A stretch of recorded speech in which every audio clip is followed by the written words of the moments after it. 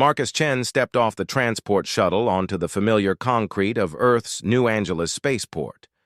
The artificial gravity felt different here, lighter than the crushing pull of Kepler 442b, where he'd spent the last 4 years fighting the Zephyrian invasion. His military duffel bag hung heavy on his shoulder, filled with medals he'd never wanted and memories he couldn't shake. The crowd moved around him like water around a stone. Civilians rushed past, their faces soft and unmarked by war. They complained about delayed flights and expensive coffee, problems that seemed impossibly small to someone who had watched entire cities burn under alien plasma fire. Marcus pulled his hood up and moved toward the exit, hoping to avoid recognition. "Marcus Chen?" He froze. The voice belonged to his nightmares, though it had deepened over the years. Slowly, Marcus turned to see Brad Wellington standing near the information kiosk, his perfectly styled hair and expensive suit screaming corporate success. The same cruel smile that had haunted Marcus through high school spread across Brad's face. Well, look what crawled back from space. Brad approached with the confident swagger of someone who had never faced real danger. "I heard you joined the military? Couldn't hack it in the real world?" Marcus felt his jaw tighten. 4 years ago, Brad's words would have sent him into a spiral of self-doubt and rage. 4 years ago, he had been a scrawny kid with thick glasses and second-hand clothes, an easy target for someone like Brad Wellington. But 4 years in the Outer Rim had changed him in ways that went deeper than the scars on his arms or the confident way he now held himself. "Hello, Brad." Marcus's voice was calm, controlled. "Still hanging around airports looking for people to bother?" Brad's smile faltered for just a moment before returning full force. "Actually, I'm here on business. Wellington Industries has contracts with the Spaceport Authority. I'm kind of a big deal these days."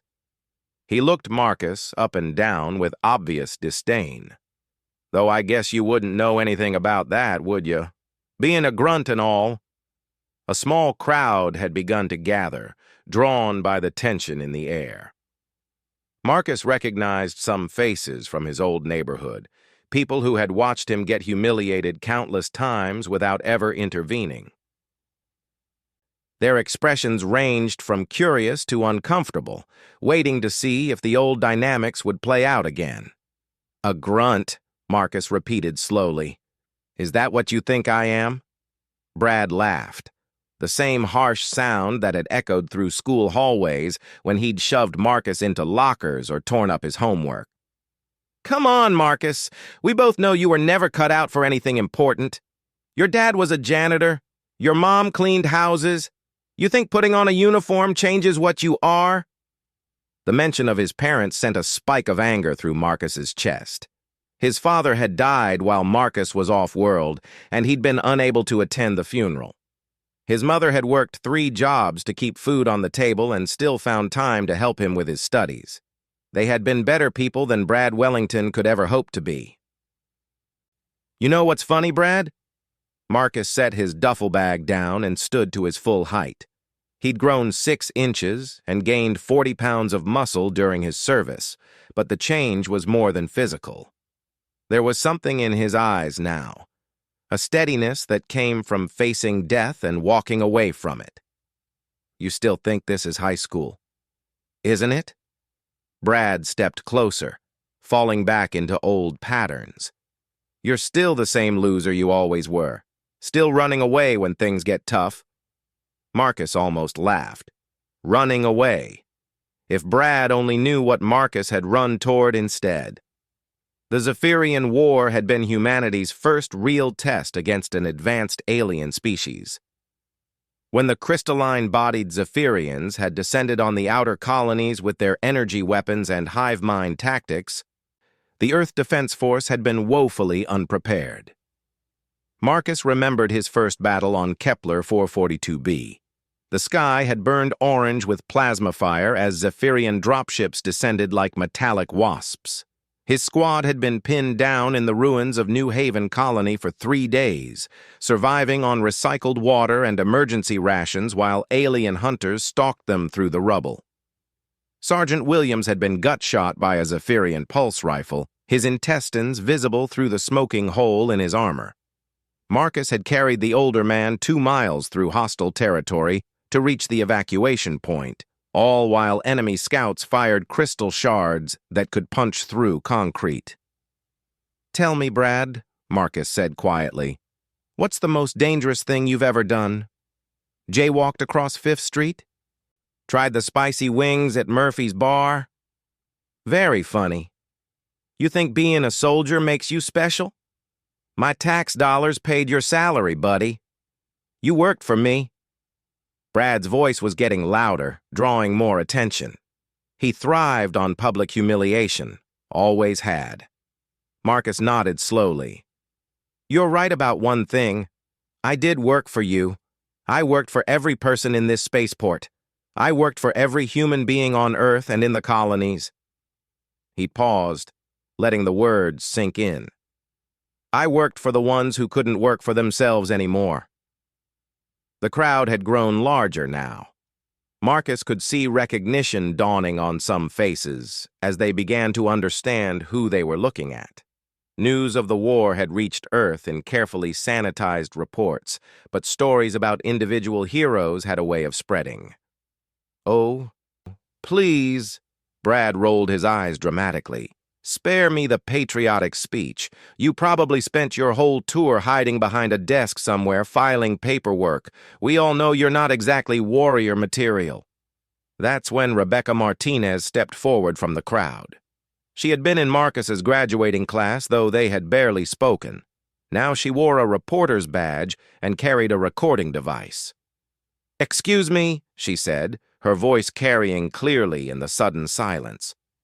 "Aren't you Corporal Marcus Chen, the Marcus Chen who held Hill 447 on Kepler 442b? Brad's confident expression began to crack around the edges. "Hill what now?"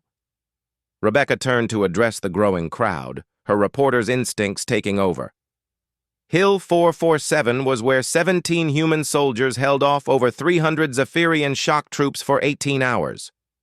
It was one of the most important battles of the war.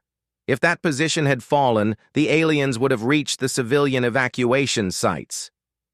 Marcus felt his stomach twist. He didn't like being the center of attention, especially not for that particular battle.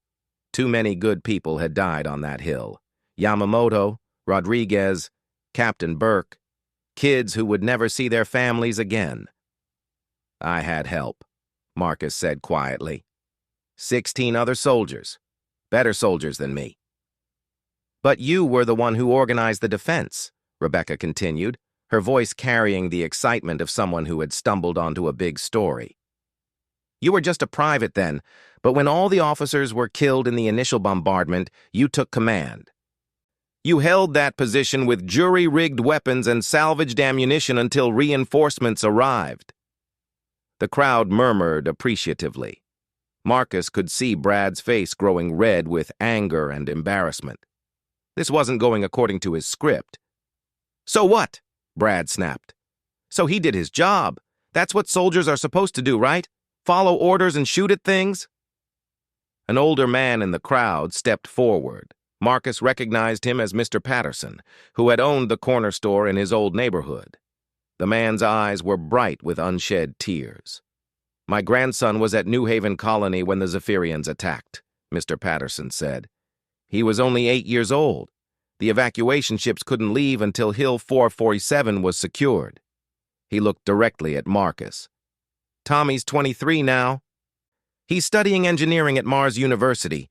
He gets to have a future because of what you and your squad did." Marcus felt his throat tighten. He had never thought about the evacuation ships, had been too focused on the immediate tactical situation. 17 soldiers had held their ground not just to complete a mission, but to save lives. Real lives. Children who could grow up and become engineers or teachers or whatever they wanted to be. Brad was looking around wildly now, realizing that the situation had completely escaped his control. The crowd that had gathered to watch him humiliate his old victim was instead learning that his victim was a war hero. "Look, this is all very touching," Brad said, his voice rising in desperation. "But let's not forget that Marcus here used to wet his pants when I looked at him funny." "One little battle doesn't change."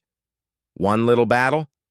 The voice belonged to Colonel Sarah Hayes, who had just emerged from the VIP lounge. Her uniform was crisp, her bearing unmistakably military. The crowd parted to let her through as she approached Marcus. "Colonel Hayes," Marcus said, snapping to attention out of habit, "I didn't know you were on Earth." "Medical leave," she replied curtly, then turned to face Brad. "Did you just refer to the Battle of Hill 447 as one little battle?" Brad's face had gone pale. Even he could recognize the authority in the colonel's voice, the kind of presence that came from leading people in life or death situations. I just meant that one person can't—" "That one person," Colonel Hayes interrupted, "saved 17,000 civilian lives. That one person held a strategic position against impossible odds with nothing but determination and tactical brilliance. That one person turned a rout into a victory and gave humanity its first major win against the Zephyrians." She stepped closer to Brad, and Marcus could see him actually shrinking back. "What exactly have you done with your life, Mr. Wellington?" "Brad Wellington of Wellington Industries." "Ah, yes, Wellington Industries. The company that tried to sell the Defense Force defective armor plating." The colonel's smile was razor-sharp. "The armor that failed spectacularly during the first Zephyrian attacks. How many soldiers died because of your family's corner-cutting, Mr. Wellington?" The crowd had gone completely silent. Marcus could see Brad's world crumbling around him as he realized that his corporate connections meant nothing here, that his money and influence couldn't protect him from the truth. "That wasn't— We didn't know," Brad stammered. "You didn't know because you didn't care to know," Colonel Hayes said coldly. "You were too busy counting profits to worry about the young men and women who would depend on your equipment to keep them alive." Marcus watched the exchange with a mixture of satisfaction and pity. Brad was getting a taste of what it felt like to be powerless, to have someone bigger and stronger tear him down in front of others. But Marcus found that he didn't enjoy it as much as he had thought he would. "Colonel," Marcus said quietly, "it's all right. Brad was just being Brad." Colonel Hayes looked at him with something like surprise, then nodded slowly. "As you wish, Corporal. Though I should mention that Mr. Wellington's company is currently under federal investigation for fraud and negligent homicide." The crowd began to murmur and disperse, the drama apparently over. Rebecca Martinez was speaking rapidly into her recording device, no doubt preparing a story about the chance encounter. Mr. Patterson squeezed Marcus's shoulder as he passed, whispering, "Thank you," before disappearing into the crowd. Brad stood alone in the middle of the concourse, his expensive suit suddenly looking like a costume. His confident swagger replaced by the hunched posture of someone who had been thoroughly defeated. For a moment, Marcus saw him as he really was. Not a monster, but a small, frightened man who had built his identity on tearing others down. "Brad," Marcus said, stepping closer, "you want to know what I learned out there? What 4 years of war taught me?" Brad looked up with eyes that held a flicker of the fear he had once inspired in others. "I learned that strength isn't about making other people smaller," Marcus continued. "It's about making them bigger. It's about standing between the people you care about and the things that want to hurt them. It's about doing the right thing even when it's terrifying and impossible, and you know you might not survive it." He picked up his duffel bag and slung it over his shoulder. "You used to scare me, Brad. You made me feel worthless and small. But you know what? Fighting for something bigger than myself, protecting people who couldn't protect themselves. That made me feel like I mattered. That made me feel strong." Marcus started to walk away, then paused. "There are Zephyrian prisoners of war at the Ganymede detention facility. They're teaching us about their culture, their technology, their way of thinking. Turns out, they're not so different from us. They were just afraid of humans spreading through the galaxy, afraid we'd destroy their worlds like we've damaged our own. He looked back at Brad one last time. Maybe when you're done being investigated for negligent homicide, you should think about what you want to build instead of what you want to tear down. The universe is big enough for all of us if we're brave enough to make room. With that, Marcus Chen walked out of the spaceport and into the bright Earth sunlight, leaving his past behind and stepping into an uncertain but hopeful future. Behind him, Brad Wellington stood alone in the crowd, for the first time in his life, forced to confront what he had become and what he might still choose to be. 3 days after the incident at the spaceport, Marcus found himself standing outside Jefferson High School for the first time in 8 years. The brick building looked smaller than he remembered, its windows reflecting the afternoon sun like watching eyes. A banner stretched across the main entrance announcing, "Career Day Inspiring Tomorrow's Leaders." Principal Morrison had called personally to invite Marcus to speak. The woman had seemed genuinely excited about having a war hero visit the school, though Marcus suspected she was more interested in the positive publicity than in actually inspiring students. Either way, he had agreed to come. Some part of him needed to face this place where so much of his pain had begun. The hallways were exactly as he remembered them. Long corridors lined with green lockers, fluorescent lights humming overhead, the smell of industrial disinfectant mixed with teenage anxiety. Students moved between classes in noisy groups, their conversations echoing off the walls. Marcus walked slowly, his military bearing drawing curious stares from kids who probably thought anyone over 20 was ancient. "Mr. Chen?" Marcus turned to see a young woman approaching, her teacher's badge identifying her as Ms. Rodriguez. She was probably close to his own age, with kind eyes and a warm smile. "I'm Elena Rodriguez. I teach history here. Thank you so much for coming today. The students are really excited to hear from you." Marcus nodded, though he suspected excitement might not be the right word. When he was a student here, Career Day speakers had been met with barely concealed boredom and the occasional paper airplane. "Happy to help. Where am I supposed to set up?" "The auditorium. We've got about 300 students from the sophomore through senior classes." She paused, studying his face. "Are you all right? You look a little pale." Marcus forced a smile. "Just bringing back memories. Some good, some not so good." Ms. Rodriguez's expression softened. "I've heard about your time here, about the bullying. I want you to know that we've worked hard to change the culture of this school. We have zero-tolerance policies now, counseling programs, peer mediation. It's not perfect, but it's better." "That's good to hear." Marcus meant it. He wouldn't wish his high school experience on anyone. They walked together toward the auditorium, passing classrooms where Marcus could see students hunched over tablets and interactive displays. The technology was far more advanced than what had been available when he attended, but the dynamics were probably the same. There would still be the popular kids and the outcasts, the athletes and the nerds, the bullies and their victims. "Can I ask you something?" Ms. Rodriguez said as they paused outside the auditorium doors. "What made you join the military? I mean, given your experience here, it must have been a difficult decision." Marcus considered the question. "Honestly, I wanted to matter. I wanted to do something important, something that would make a difference. I was tired of feeling powerless." "And did you? Make a difference, I mean." The weight of Hill 447 settled on his shoulders again. 17 soldiers holding the line while thousands of civilians escaped to safety. The faces of his fallen squad mates flashed through his mind. Yamamoto with his terrible jokes, Rodriguez who carried pictures of his 3 daughters, Captain Burke who always shared his rations with anyone who was still hungry. "We all make a difference," Marcus said finally. "Sometimes we just don't realize it until later." The auditorium was packed with teenagers in the universal uniform of jeans and t-shirts.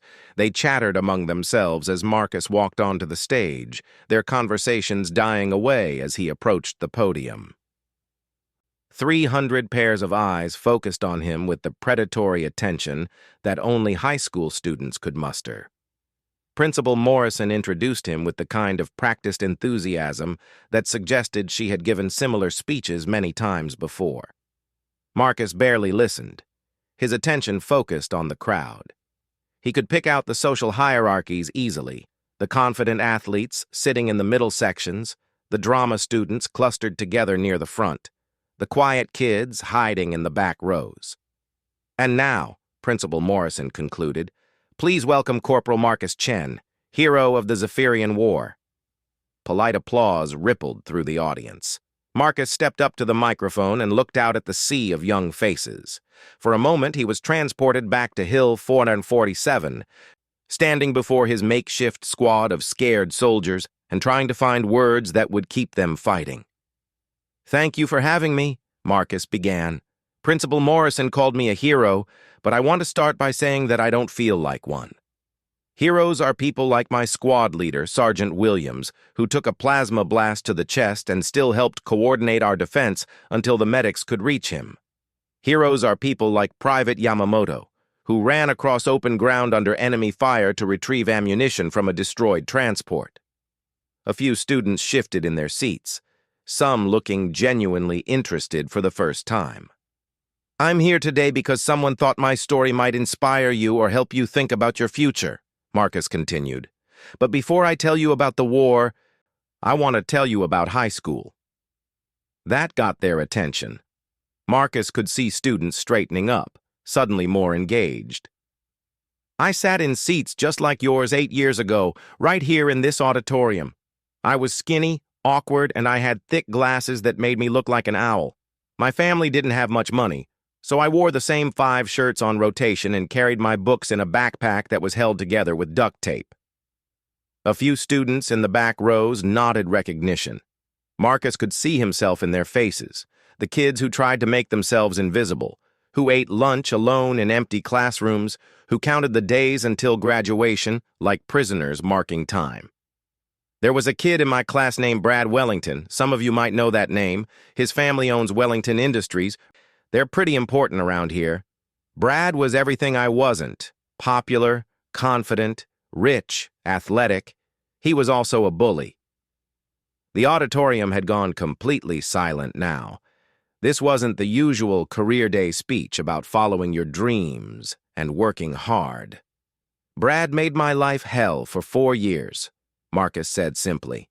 "He tripped me in hallways, destroyed my homework, spread rumors about me, called me names that I won't repeat in front of teachers. He made me feel worthless and stupid and small.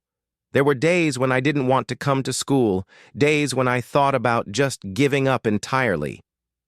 Marcus could see some of the students exchanging glances. The ones in the back rows were hanging on every word now, recognizing their own experiences in his story. "I'm telling you this because I want you to understand something important. Your high school experience doesn't define who you are or what you can become. The people who make you feel small today don't get to decide your worth. The limitations other people put on you aren't real unless you accept them." A hand shot up from the middle section. Marcus nodded at the student, an athletic-looking boy with perfectly styled hair. "Did you join the military to prove something? Like to show people you weren't weak?" Marcus considered the question. "Partly, yes. I wanted to prove to myself that I could be strong, that I could be useful. But I also wanted to be part of something bigger than my own problems. I wanted to protect people who couldn't protect themselves." Another hand went up, this one from a girl in the front row. "What was the war really like? The news reports made it sound like a video game." Marcus was quiet for a long moment. How could he explain the reality of war to kids who had never seen violence beyond action movies? How could he make them understand the weight of taking a life, even an alien life, in defense of humanity? "War is nothing like a video game," he said finally. There are no respawns, no health packs, no save points. When people die, they stay dead. When you make a mistake, real people pay the price. He paused, gathering his thoughts. The Zephyrians weren't monsters, despite what some people want you to believe. They were intelligent beings with families and cultures and dreams of their own. They attacked us because they were afraid of us, because they thought we were going to destroy their worlds like we've damaged our own planet. A murmur went through the crowd. This wasn't the patriotic war story they had been expecting. The battle that made me famous happened because I was in the right place at the wrong time. Our position was being overrun. Our officers were dead or wounded, and someone had to make a decision. I wasn't brave or heroic or special. I was terrified. But I had 16 other soldiers counting on me, and thousands of civilians who needed time to escape. Marcus could see Ms. Rodriguez nodding approvingly from the side of the stage. This was probably not the kind of military recruitment speech the school had been expecting, but it was real. We held that hill for 18 hours, Marcus continued. We lost 7 good people in the process. But we bought time for the evacuation ships to escape, and 17,000 civilians made it to safety. That's what mattered. Not the medals or the recognition or the hero status. The fact that kids like you got to grow up and have futures. A student in the back row raised her hand tentatively. Marcus could see she was nervous about speaking in front of the large crowd. Yes? What happened to the bully? To Brad Wellington? Marcus smiled grimly. Funny you should ask. I ran into him at the spaceport a few days ago. He tried to pick up right where he left off 8 years ago, tried to make me feel like that scared kid he used to torment. The auditorium was completely silent now, everyone waiting to hear what happened next. But here's the thing about bullies. They're usually bullies because they're afraid or insecure or unhappy with their own lives. Brad hadn't changed at all in 8 years. He was still trying to make himself feel bigger by making other people smaller. But I had changed. Marcus stepped away from the podium, moving closer to the audience. The war didn't make me strong. The decision to stand up for something bigger than myself made me strong. The choice to protect other people instead of just protecting my own feelings made me strong. Another hand went up. So what happened to him? To Brad? Nothing dramatic, Marcus admitted. I didn't punch him or humiliate him or get revenge. I just didn't let him make me feel small anymore. I realized that his opinion of me doesn't matter. What matters is what I choose to do with my life, how I choose to treat other people, whether I build things or tear them down. A student near the middle of the auditorium stood up. Marcus recognized the type. Confident, well-dressed, probably popular. The kind of kid who might have been friends with Brad Wellington. That's a nice story and all, the student said, but some people deserve to be put in their place. Some people are just losers. The words hung in the air like a challenge. Marcus could feel the tension in the room, could see students choosing sides based on where they sat in the social hierarchy. This was the moment that mattered, the point where his message would either land or fail completely. "What's your name?" Marcus asked calmly. "Tyler." "Tyler, can I ask you something? What do you want to be when you grow up?" The student shrugged. "I don't know." "Something important. Something that matters." Marcus nodded. "That's good. Having ambition is important. But let me ask you another question. What happens when you meet someone who's smarter than you, stronger than you, more talented than you? Because if you live long enough, you definitely will." Tyler's confident expression faltered slightly. "I guess I'd have to work harder." "That's one option," Marcus agreed. "Or you could decide that they're the losers and you're the winner and try to tear them down to make yourself feel better. That's the choice Brad Wellington made. That's the choice a lot of people make." Marcus looked around the auditorium, making eye contact with students throughout the crowd. "Here's what I learned in the war. Humanity's greatest strength isn't that we're smarter or stronger or more advanced than other species. It's that we can choose to work together instead of against each other. We can choose to lift each other up instead of tearing each other down. He turned back to Tyler. You want to do something important? Something that matters? Start here.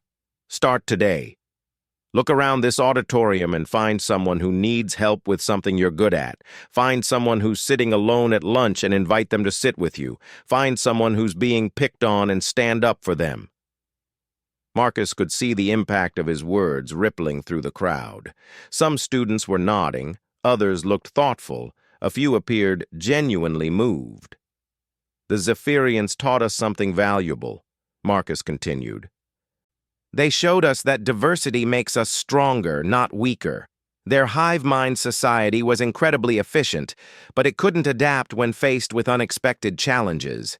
Humans, with all our differences and disagreements and chaos, were able to find solutions they never could have imagined. The questions continued for another 30 minutes. Students asked about military life, about the technical aspects of the war, about what it was like to kill an alien. Marcus answered as honestly as he could, trying to give them a realistic picture without traumatizing them. As the session wound down, Principal Morrison returned to the stage to thank Marcus for his time. The applause was more enthusiastic now, more genuine. As students began filing out of the auditorium, several approached the stage to ask individual questions or simply to shake his hand. Tyler was among them. The confident student who had challenged Marcus earlier now looked uncertain, younger somehow. Mr. Chen, I wanted to apologize for what I said earlier, about some people being losers. Marcus studied the young man's face. What changed your mind? I guess I've been one of those people who tries to make himself feel bigger by making others smaller. I never really thought about it that way before. And now? Tyler was quiet for a moment. Now I'm wondering what kind of person I want to be when I graduate. Whether I want to be someone who builds things up or tears them down. Marcus clapped him on the shoulder.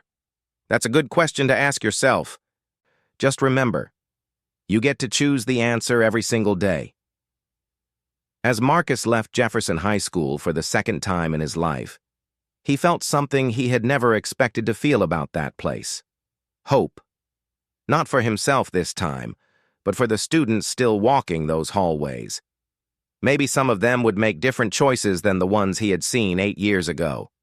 Maybe some of them would choose to be builders instead of destroyers. The war with the Zephyrians was over, but the real battle for humanity's future was just beginning, and it would be fought not on distant planets with plasma rifles and energy shields, but in high school hallways and cafeterias and classrooms, one choice at a time. 6 months after his speech at Jefferson High School, Marcus Chen stood in the lobby of Wellington Industries, waiting for an appointment he had never expected to make. The building was a monument to corporate success, marble floors, glass walls, and an imposing reception desk that seemed designed to make visitors feel small and unimportant. The receptionist, a young woman with perfect makeup and a practiced smile, had been politely skeptical when Marcus first requested a meeting with Brad Wellington. Corporate executives didn't typically take meetings with former classmates who had publicly humiliated them. But Marcus had been persistent, and eventually curiosity had won out over wounded pride. Mr. Wellington will see you now, the receptionist announced, gesturing toward a bank of elevators. 40th floor, corner office. The elevator ride gave Marcus time to think about what he wanted to say. He had spent months wrestling with his feelings about Brad, about their confrontation at the spaceport, about the way their story had ended. The media attention following Rebecca Martinez's article had been intense but brief. Marcus had been invited to speak at schools, veterans organizations, and corporate leadership conferences. Brad, meanwhile, had largely disappeared from public view as the federal investigation into his company's defective armor plating gained momentum. The elevator doors opened to reveal a hallway lined with portraits of Wellington family patriarchs, each one radiating the kind of confident authority that came from generations of wealth and influence. Marcus walked past them to the corner office, where Brad's secretary announced his arrival through an intercom. "Send him in," came Brad's voice, noticeably lacking its old arrogance. Marcus stepped into the office and was immediately struck by how different Brad looked. The perfectly styled hair was disheveled, his expensive suit wrinkled and ill-fitting. Dark circles under his eyes suggested he hadn't been sleeping well. The man who had once commanded every room he entered now seemed to barely fill his oversized executive chair. "Marcus." Brad stood up, extending a hand that Marcus shook after a moment's hesitation. "I have to admit, I was surprised when you called. I figured you'd never want to see me again." "I almost didn't come," Marcus admitted, settling into one of the chairs facing Brad's desk. "But I kept thinking about our conversation at the spaceport, about some things you said." Brad winced. "Look, about that day, I was way out of line. I said some terrible things, and I'm sorry. I know that probably doesn't mean much coming from me, but I mean it." Marcus studied his former tormentor's face, looking for signs of deception or manipulation. Instead, he saw something he had never associated with Brad Wellington: genuine remorse. "What changed?" Marcus asked. Brad laughed bitterly. "You mean besides my company being investigated for negligent homicide? Besides finding out that my family's corner cutting might have gotten soldiers killed? Besides having to testify in front of a congressional committee about my complete ignorance of what my own company was producing?" He stood up and walked to the window, looking out at the city skyline. "Do you know what it's like to find out that you're the villain in someone else's story? That while you thought you were just having fun, just putting people in their place, you were actually destroying lives?" Marcus remained silent, letting Brad work through whatever he needed to say. "After the spaceport," Brad continued, "I started getting calls. Reporters wanting to know about our high school relationship. Investigators asking about my involvement in the armor contracts. But the worst ones were from people I went to school with." He turned back to face Marcus. "Do you remember Jenny Morrison? Quiet girl, always wore long sleeves even in summer?" Marcus nodded.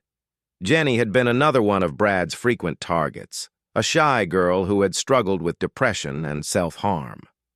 "She called me," Brad said quietly. 3 weeks after that article came out, she told me that she had tried to kill herself senior year because of the way I treated her. She said she'd been carrying that pain for 8 years, and seeing you stand up to me at the spaceport gave her the courage to finally confront me about it. The weight of that revelation hung in the air between them. Marcus felt a chill run down his spine as he imagined how differently things could have turned out. "She's okay now," Brad added quickly. "She got help, went to therapy, became a counselor herself.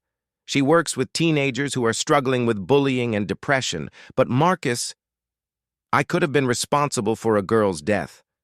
I could have pushed someone so far that they saw no way out." Marcus absorbed this information, trying to reconcile it with his memories of high school. He had always known that Brad's bullying hurt people, but he had never considered how deep or lasting that damage might be. "Why are you telling me this?" Marcus asked. Brad returned to his chair, looking older and more tired than his 26 years. "Because you were right about something at the spaceport. You said I needed to think about what I wanted to build instead of what I wanted to tear down. I've been thinking about that for 6 months.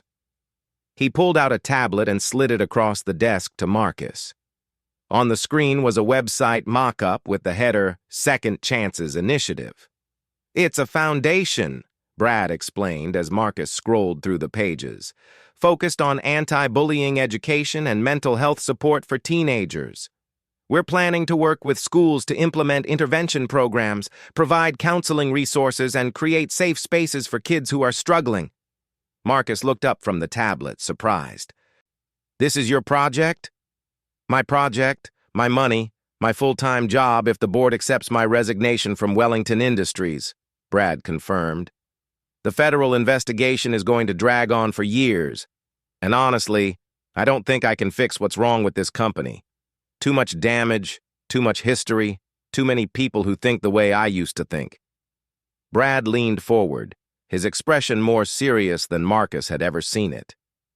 I want to make this right, Marcus. Not just with you, but with everyone I hurt. I can't undo the damage I caused, but maybe I can prevent it from happening to other kids. Marcus continued reading through the Foundation's plans. The scope was impressive: partnerships with school districts, training programs for teachers, peer mentorship initiatives, and crisis intervention resources. This wasn't just a feel-good charity project. It was a comprehensive approach to addressing systemic bullying. You've put a lot of thought into this, Marcus observed. I've had help, Brad admitted. Jenny Morrison has been consulting on the program design. So has Dr. Sarah Chen from the university's psychology department. She specializes in adolescent trauma recovery.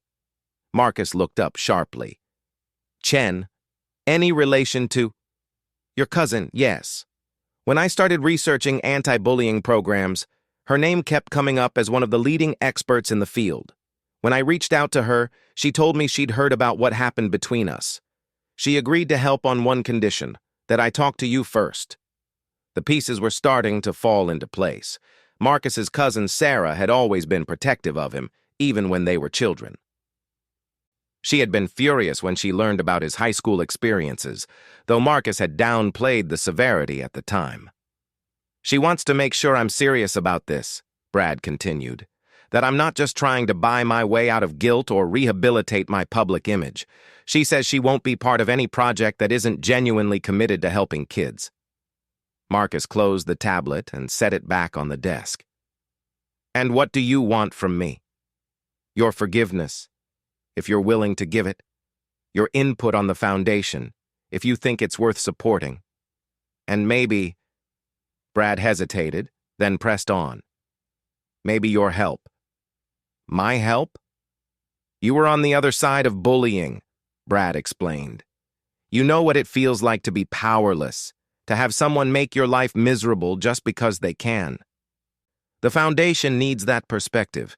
It needs people who understand what victims go through, not just the academic theory, but the lived experience.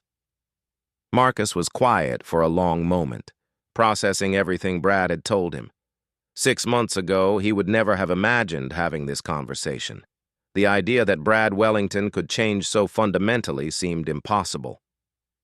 There's something I need to tell you, Marcus said finally, about forgiveness.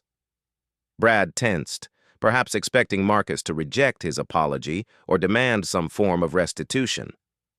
I forgave you a long time ago, Marcus continued, not because you deserved it, and not because what you did was okay. I forgave you because carrying that anger was poisoning my own life. Brad's eyes widened in surprise. The war taught me something important, Marcus explained. Hate is like radiation. It doesn't just damage the target, it damages everyone around it, including the person carrying it. I couldn't be an effective soldier, couldn't protect the people counting on me, if I was consumed by resentment about high school bullies. Marcus leaned back in his chair, gathering his thoughts. But forgiveness doesn't mean forgetting. It doesn't mean pretending that what happened didn't matter. And it doesn't mean I have to trust you just because you say you've changed. I understand, Brad said quietly. What would it take? To earn that trust, I mean. Marcus considered the question. Actions, consistency, proof that this isn't just a phase or a publicity stunt. If you're serious about this foundation, if you really want to help kids who are going through what I went through, then show me. Brad nodded earnestly. What can I do? Start small, Marcus suggested. Volunteer at a local high school. Spend time with kids who are being bullied. Listen to their stories. Don't just write checks or give speeches. Get your hands dirty with the actual work. I can do that. And understand that this isn't about redemption, Marcus added. You don't get to declare yourself reformed and expect everyone to move on. Some people will never forgive you, and that's their right. Some of the damage you caused can't be undone. You have to be okay with that. Brad was quiet for a moment, absorbing the weight of Marcus's words. How do you do it? He asked finally. How do you live with causing harm to people? Because I know you've killed people in the war. How do you deal with that guilt? Marcus had been asked this question before, usually by well-meaning therapists or fellow veterans struggling with their own demons. The answer was never simple or satisfying. You don't get over it, Marcus said. You carry it. You let it remind you why the fighting mattered, why protecting innocent people was worth the cost. You use it to make better decisions going forward. He paused, choosing his words carefully. The difference is that I killed enemy combatants who were trying to kill civilians. I did it to protect people who couldn't protect themselves. What you did in high school was the opposite. You hurt people who were already vulnerable, people who had no way to fight back. Brad flinched as if he'd been struck. That's a hard thing to hear. It's a hard thing to say, Marcus replied. But if you're serious about changing, you need to understand the full scope of what you're trying to change from. They sat in silence for several minutes, both lost in their own thoughts. Outside the office windows, the city continued its daily rhythm, oblivious to the small human drama playing out 40 floors above the street. I have a proposal, Marcus said eventually. I'll help with your foundation on one condition. Name it. We start with Jefferson High School. We go back to where this all began, and we work together to make sure no other kids have to go through what we went through. You, because you were the bully. Me, because I was the victim. We show them that people can change, that cycles can be broken. Brad's face lit up with something approaching hope. You'd really do that? Work with me? I'd work with anyone if it meant helping kids, Marcus clarified. This isn't about you and me becoming friends, Brad. This is about using our shared history to make a difference for people who need it. Brad stood up and extended his hand again. This time, when Marcus shook it, the gesture felt different. Not like the reunion of old friends, but like the beginning of something purposeful and important. There's one more thing, Marcus added as he prepared to leave. I want to invite someone else to join this project. Tyler Morrison. The kid from your school presentation? Marcus nodded. He reached out to me a few months ago. He's been working to change the culture at Jefferson, standing up for kids who are being bullied, organizing peer support groups. He's exactly the kind of young leader this foundation should be empowering.